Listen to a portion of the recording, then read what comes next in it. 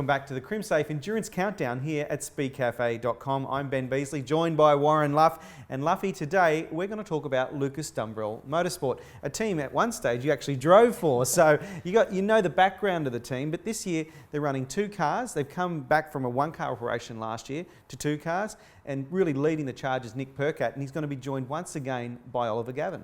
Yeah, look, this team has really proved to be a real sort of underdog this year, and they've really started punching above their weight. And as you said, obviously with Ollie Gavin coming back to partner with Nick Pirtek, it's their 2nd year together.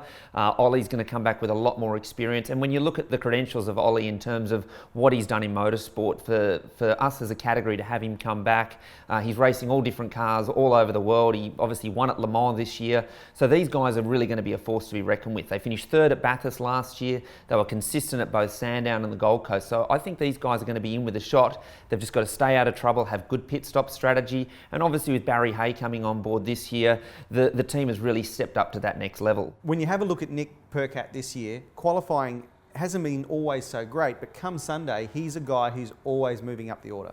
Oh, absolutely, and that's what we saw with those guys last year at Bathurst. The qualifying probably didn't go the way that they really wanted to, but come race day on Sunday, you know that those guys are always going to be in with a shot. So they could be a surprise card at the end of either Sandown, Bathurst or Gold Coast. Don't be surprised to see those guys on the podium again. Then across the other side of the garage, you've got Tim Blanchard, a guy who's done plenty of co-driving and full-time driving in V8 supercars, and one of these guys who everything going well, and even Barry Hay, the team manager, has said that car's focus this year has been on the Enduro Cup.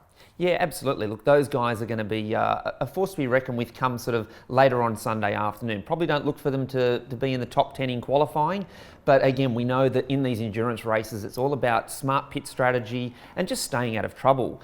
So for certainly Tim, it's going to be a case of just head down, stay out of trouble, and who knows, somewhere in the top 10 is definitely a realistic goal, and certainly a top 5 wouldn't be out of contention.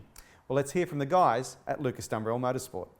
So Nick, heading into the Enduros, so we've got Sandown coming up. The year's been challenging, but there's been some flashes of promise there along the way.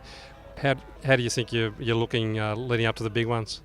I think we're going not too bad. You know, if it wasn't for a little bit of a mechanical issue at Townsville and Adelaide, we'd be comfortably in the top 10 at Championship. And for where this team's been at, it's pretty solid, and we're in the top 10 more often than we have not lately. So coming in Enduros, Ollie's pumped, can't wait to get in the car. He's looking forward to driving a different type of V8 supercar, or different manufacturer's idea of how it should be. So he's pumped, and I think we'll have a good solid shout at it again. He's obviously very experienced, and there's probably less of a drama with him hopping straight in than someone of lesser experience, I guess.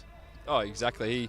He jumped straight in last year and did one test day in the car, and he didn't crash, didn't put a foot wrong for the 3 endurance events. So he's no issue, ultimate professional, and we get on extremely well. He stays with me the whole time he's out here, and we've got a really good working relationship and a friendship. So for me, it was simple. I was coming to LDM, and Ollie was signed to be my co-driver the same day I signed. So it'll be all good. So where do you think the team can sort of find some more gains leading up to the shared driver races?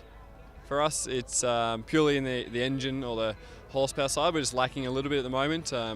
Just need to get a few little development items to catch up to the other guys, and it's free time. And at the moment, quite often we're pretty low on the speed trap in the straight sectors. So if we can get a little bit more horsepower, it's going to make our life a lot easier over a 6-hour race at Bathurst. So that's the working goal at the moment for Baz and the whole team, is to try and get some new parts in the engine side.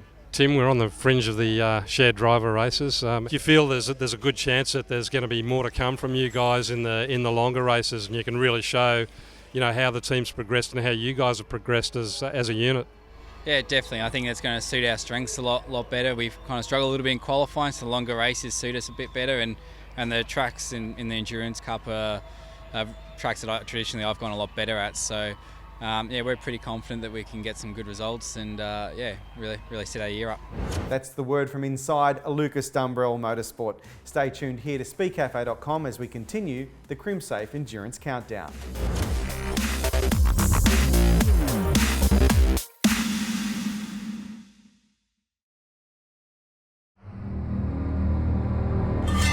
Shut the door on scary. With the one and only Crimsafe. Installed by licensed Crimsafe technicians, partnered with Crime Stoppers. Up to 15 years warranty. If it's not Crimsafe, it's not Crimsafe. Only at licensed dealers. Visit crimsafe.com.au.